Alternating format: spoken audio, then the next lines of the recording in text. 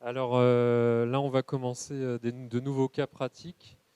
On accueille Sylvie Vivin, Viven, pardon, qui est professeure certifiée économie et gestion à l'IUT de l'UPEM et qui est également responsable pédagogique de la licence pro gestion et pilotage des ressources humaines.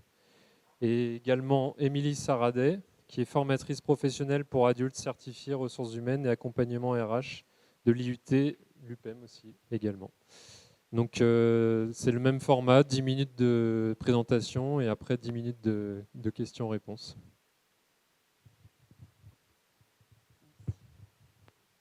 Bonjour à tous. Nous allons vous présenter un petit peu le jeu de rôle que nous mettons en place chaque année en licence professionnelle gestion et pilotage des ressources humaines. Il faut savoir que c'est un petit groupe d'étudiants d'une vingtaine, un petit groupe de 20 étudiants, et ce sont des étudiants qui sont tous en alternance. Donc la thématique de cette année tournait autour du handicap en entreprise, et nous avions choisi l'entreprise Assaut France. Voilà. Alors tout d'abord, les objectifs et le positionnement du jeu de rôle. Donc ce jeu de rôle, c'est un gros projet tutoré qui intervient au second semestre. Il s'agit pour nos étudiants d'adopter une posture professionnelle puisqu'ils vont être amenés à endosser le rôle d'un consultant RH junior. Nous avons intégré une démarche par compétences. Il s'agit d'un travail de fin d'année. Les étudiants sont devenus autonomes, ils sont responsabilisés. Et donc, nous avons encouragé tout ce qui était créativité, prise d'initiative et travail collaboratif. Et bien sûr, l'objectif d'un tel jeu de rôle, c'est de sensibiliser également et de former à des thématiques RH à fort impact social. Donc cette année, c'était le handicap en entreprise. Les années précédentes, ça a été l'égalité professionnelle femmes-hommes, ainsi que le harcèlement sexuel. Conception du jeu de rôle. Alors, je vais être très rapide, puisque je sais que 10 minutes, ça passe très vite. Donc, les prérequis, nous sommes en fin d'année. Donc, les prérequis, c'est simple. Il s'agit finalement de toutes les compétences et toutes les connaissances acquises en cours d'année, à l'IUT, mais aussi en entreprise, puisque je vous ai dit qu'il s'agit d'étudiants en alternance. Le scénario. Le choix du scénario et de la durée, surtout, puisque ce travail se déroule sur 2 mois. Les supports délivrés. Alors, le scénario se passe sur 2 mois. Il y a un certain nombre de supports qui sont délivrés pour les étudiants. Des supports d'auto-formation, d'une part, et ensuite l'étude de cas proprement dit, ainsi que la grille d'évaluation critériée. Donc, avant de démarrer le jeu de rôle, les étudiants ont évidemment cette grille critériée avec les points attribués à chaque mission. Donc, choix des intervenants. Donc, nous avons donc des enseignants, mais aussi des professionnels RH. Et puis, j'insisterai sur la diversité des missions qui sont confiées à nos étudiants et sur la diversité des évaluations. Évaluation écrite, orale, groupe et individuelle. Bon. Ce travail de conception demande beaucoup de travail de recherche en amont, notamment sur la thématique RH, donc le handicap en entreprise, mais aussi sur l'entreprise qui est ciblée. Ce qui est important pour nous, là, c'est que l'étudiant devient acteur de sa formation. Il s'agit pour lui de comprendre, d'apprendre, de débattre ensuite entre eux, avec des conférenciers, et ensuite d'agir en tant que consultant RH junior. Alors, acteurs de leur formation, ils ont donc suivi un MOOC à partir du début du mois d'avril. Donc, intégrer durablement le handicap en entreprise. Donc, c'est un MOOC Open Classroom.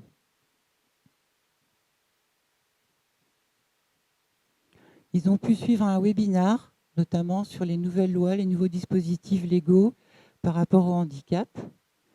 Les étudiants ont été aussi invités à s'informer dans leur entreprise. Ils sont tous en apprentissage dans des services RH, donc ils sont en contact également des cellules handicap. Et bien sûr, ils doivent faire leur propre recherche et leur veille sociale et juridique. Les étudiants savent qu'à l'issue de ce jeu, ils seront évalués et seront soumis donc à un quiz de connaissances sur ces différents supports. Et ils seront amenés aussi à évaluer le MOOC et le webinar. Bon, ça, ils ne le savent pas, mais on va dire que ça fait un peu partie du jeu, puisque ce sont de futurs assistants RH. Ils pourront être amenés à choisir des formations également. Nos étudiants débattent. Alors là, nous avons profité, puisque bon, le handicap en entreprise, pour notre entreprise, en fait, il s'agissait de l'intégration et du maintien en emploi de salariés sourds. Donc, nous avons profité de la conférence qui a été proposée à l'UPEM, à la Centrif. Donc, ils ont profité de témoignages sur l'histoire des sourds en France. Et ils ont pu débattre avec Victor Abou.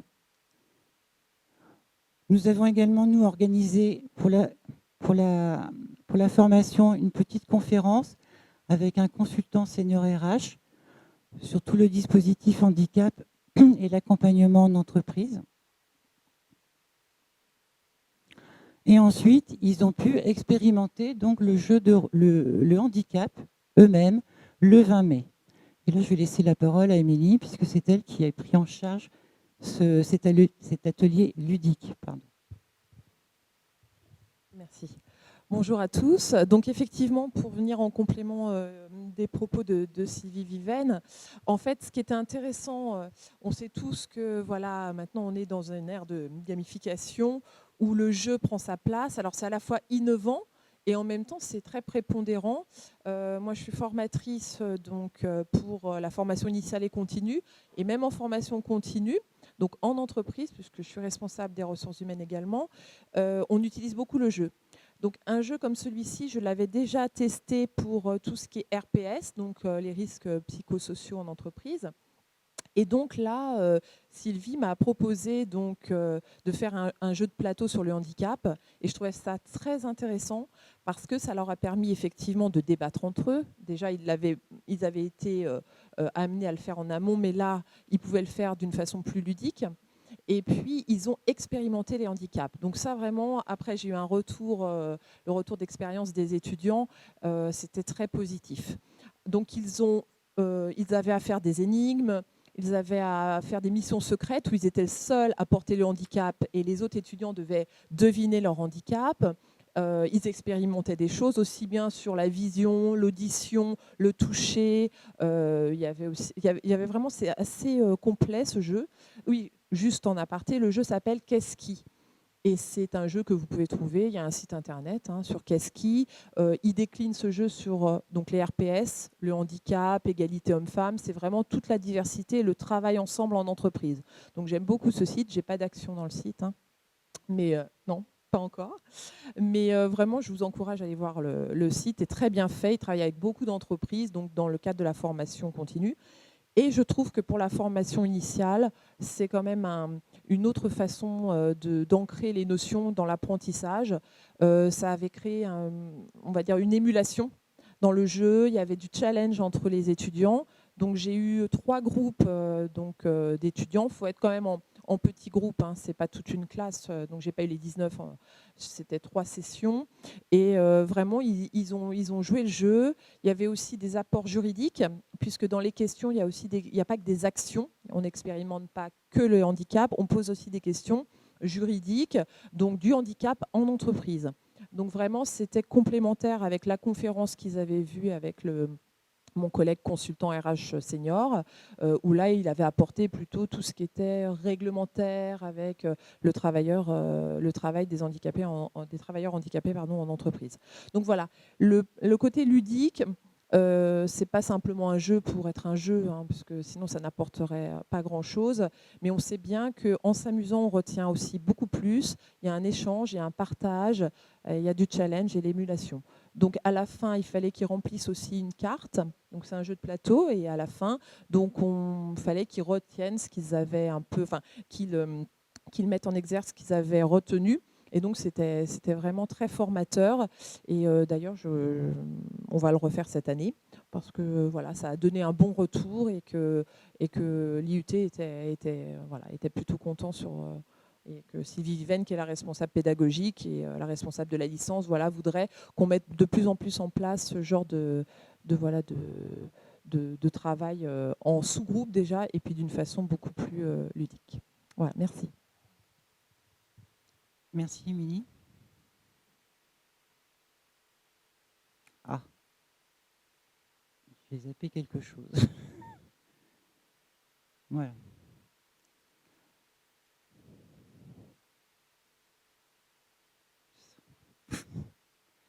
Bien. Donc, le jeu de rôle s'inscrit sur la durée. Donc, je vous ai dit que nos étudiants ont travaillé sur cette thématique durant 2 mois.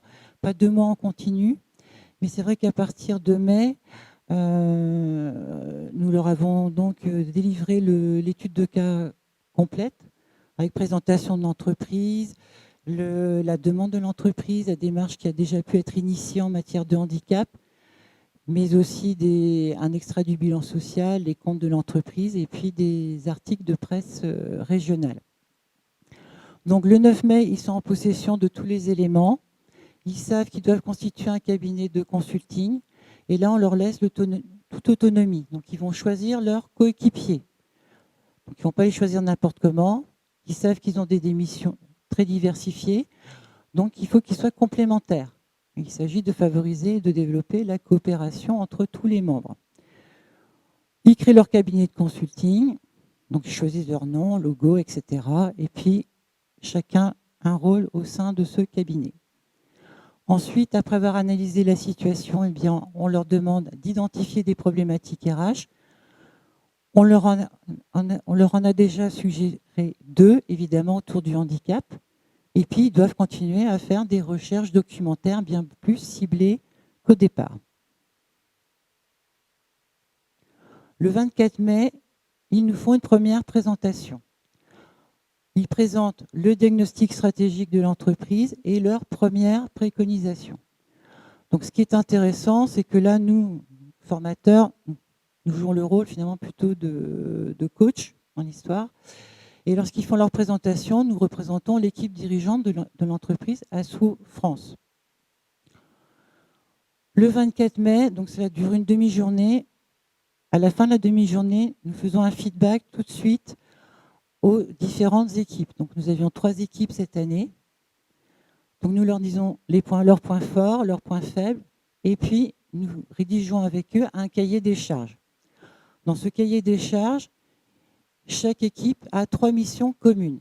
Donc les 2 précédentes, donc le maintien des salariés sourds dans l'entreprise, la réalisation d'un support de sensibilisation, de communication sur le handicap à destination des managers et des salariés.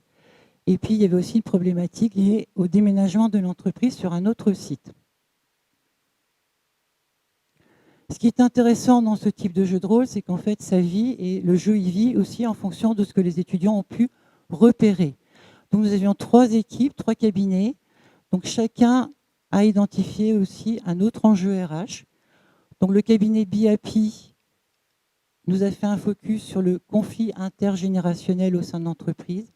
Le cabinet CASNORM a relevé un problème d'absentéisme et de turnover important des jeunes au sein de l'entreprise, dont nous les avons fait travailler sur comment attirer et fidéliser les jeunes. Et enfin, le dernier cabinet, Panthéon, a travaillé sur une démarche de mise en place d'une GPEC, donc d'une gestion prévisionnelle des emplois et des compétences. Et donc, ils ont travaillé ensuite en toute autonomie. Et le 6 juin, ils ont fait leur présentation finale, sur laquelle il y a eu évidemment un débriefing et puis une évaluation finale. Bon, quelques photos, mais je vais peut-être passer parce que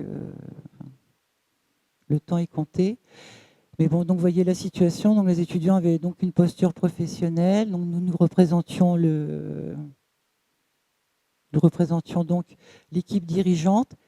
Les étudiants ont pu, pour leur support de sensibilisation, utiliser différents outils, différents supports.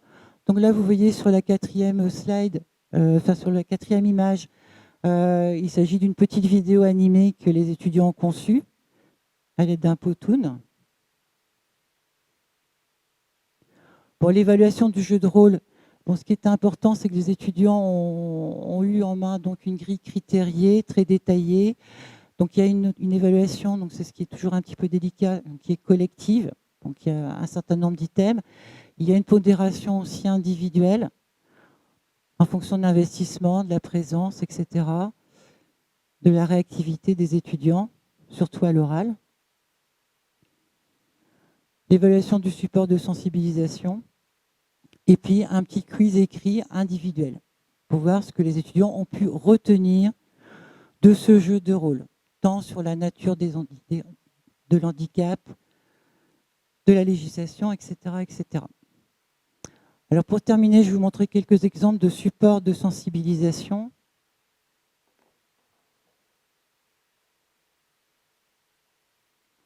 Donc là, c'est un petit bulletin d'information. Et puis il y en a un autre. Ah. Voilà, donc il y a un petit bug. Voilà.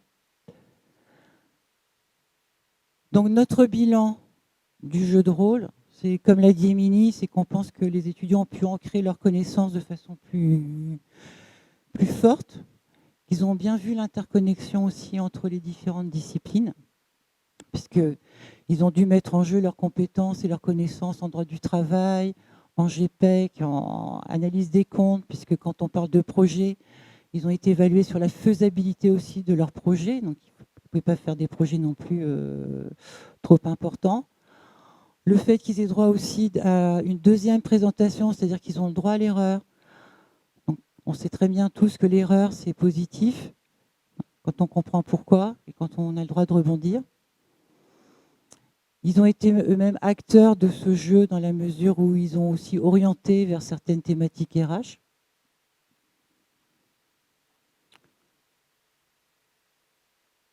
Et pour conclure, je pense qu'on a réussi là à adapter une démarche par compétences, en mobilisant notamment, notamment je pense aux 4 compétences clés là, les fameuses 4C, les 4 compétences décrites par Jérémy Lannery dans son ouvrage Les compétences du XXIe siècle, à savoir donc la créativité, la communication, l'esprit critique et la coopération. Et j'ai envie d'en rajouter un cinquième C, à savoir la curiosité. Voilà, je vous remercie.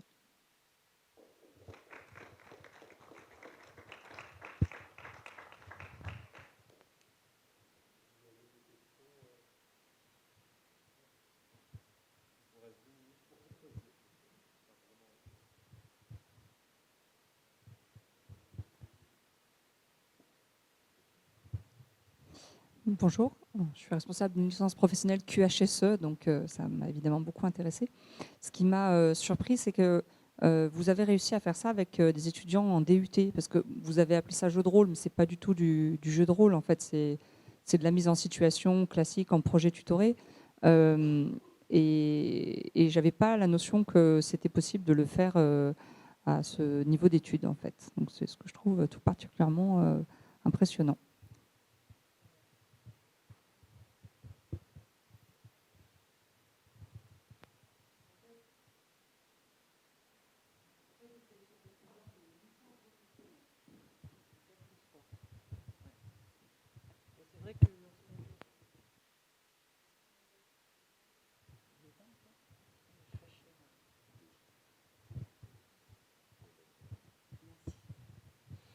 Lorsque j'évoque jeu de rôle, c'est parce que les étudiants ont bien un rôle à endosser. Voilà, c'était...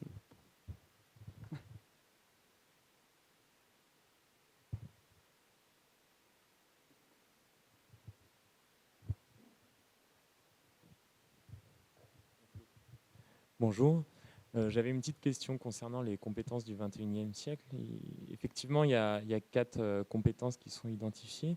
En regardant les grilles critériées, vous n'avez pas intégré ces compétences.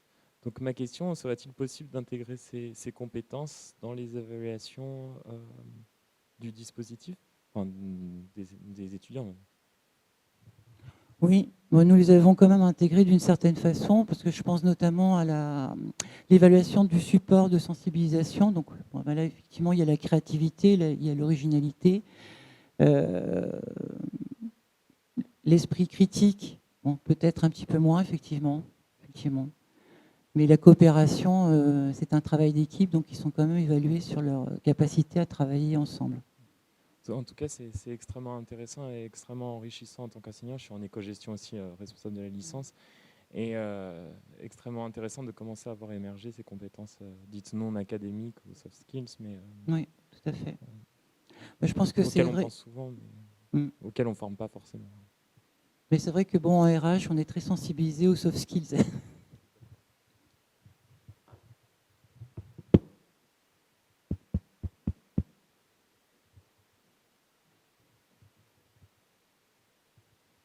Alors, j'avais relevé dans le titre évaluation à 360 degrés. Du coup, qu'est-ce que vous entendez par là? Ben, en fait, ce que j'entendais par là, je voulais dire que c'était une évaluation très très large. Parce qu'il y avait une évaluation à la fois du groupe, une évaluation de l'étudiant au sein de son groupe. Et c'était le fait aussi que l'évaluation portait sur des items aussi très diversifiés. Que ce soit en termes de contenu, on va dire, plus académique, comme tout ce qui est législation, tous les éléments moteurs, par exemple, de la GPEC, mais aussi l'aspect communication, créativité, initiative. C'était dans ce sens-là. Une autre question toujours sur l'évaluation, mais cette fois du dispositif. Qu'est-ce que vous avez mis en place pour voir si ça avait fonctionné ou si c'est seulement de l'observation et si c'est si on retrouve s'ils ont, comment dire, acquis des savoirs sur le long terme ou si c'est... Est-ce que vous pouvez contrôler ça? Oui, alors là, c'est un peu une petite question piège, hein, puisque le jeu de rôle se termine, la formation se termine le jour où ils font leur présentation finale. Bon, ceci dit, on fait un débriefing avec les étudiants. Hein. D'ailleurs, Émilie, tu as assisté également. Et ce qui en est ressorti en premier lieu, c'est que les étudiants, en fait, ils nous ont dit « Ah, on a enfin fait le lien, l'interconnexion entre différentes matières ». Enfin, ça a été vraiment le gros apport, je crois. Hein. Le lien entre différentes thématiques RH, où c'est très segmenté. Ils font de la GPEC, ils font de la paye, ils font de la formation, mais parfois ils ne voient pas forcément le lien et les interactions en entreprise également. Donc le lien entre les différentes thématiques RH et le lien en entreprise, parce que licence pro, c'est des futurs professionnels RH. Hein. Ils sortent, ils ne vont pas tous en master, ils vont aussi sur le marché du travail. Moi, en tant que professionnel, je leur apporte ça. Et ce qui était intéressant, c'est qu'ils voyaient bien la problématique en entreprise, notamment sur le vivre ensemble et la diversité du travail et la diversité en entreprise avec le handicap.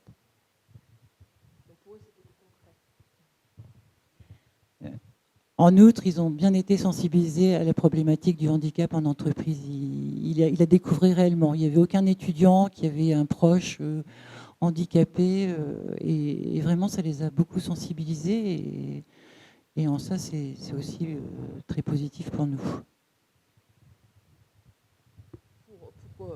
En complément, je dirais qu'en entreprise, moi qui fais ce genre de sensibilisation en entreprise, vraiment pour les professionnels, souvent on a ce problème en entreprise que le manager n'est pas sensibilisé à accueillir du personnel handicapé et les équipes aussi, les collègues. Donc c'est bien pour les jeunes professionnels RH qu'ils aient déjà ce déclic et un peu cette sensibilisation, parce que après c'est plus difficile quand vous êtes dans le monde du travail. Et moi, pour faire des formations en entreprise, parfois ils viennent avec des vécus, des préjugés et qui traînent depuis des années. Et donc je pense que c'est bien de les sensibiliser tout de suite pour d'autres choses aussi, hein, pour les risques psychosociaux, pour égalité femmes-hommes ou pour d'autres thématiques comme les intergénérationnelles. Donc ces thématiques-là, il faut le voir dès le début, avant même de rentrer sur le marché du travail. Et ça, c'est hyper porteur après pour nous, professionnels RH.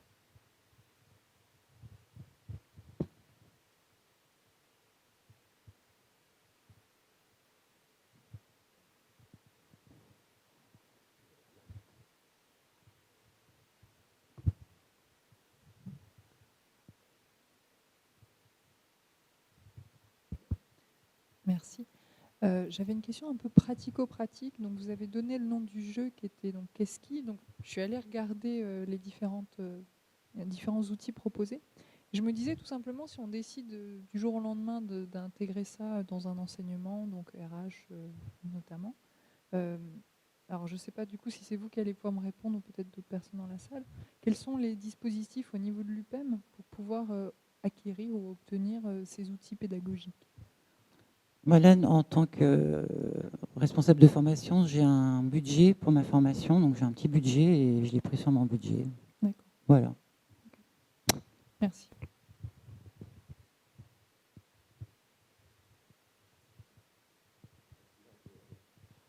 En réponse peut-être à l'UPEM en tout cas, il y a tout un centre d'innovation pédagogique et donc des formations qui sont proposées et coordonnées au niveau du centre numérique et de la RH de l'université, où il y a possibilité de venir, même parfois extérieur, parce que parfois il y a des formations où il n'y a pas suffisamment de monde, que je ne me fasse pas taper sur les doigts. Mais en tout cas, Sébastien, notamment Tersou, coordonne l'ensemble des formations liées à la pédagogie ici chez nous, et puis les conseillers pédagogiques qui sont disponibles au campus numérique à n'importe quel moment pour accompagner dans la mise en place de nouveaux dispositifs pédagogiques si nécessaire. Merci à vous.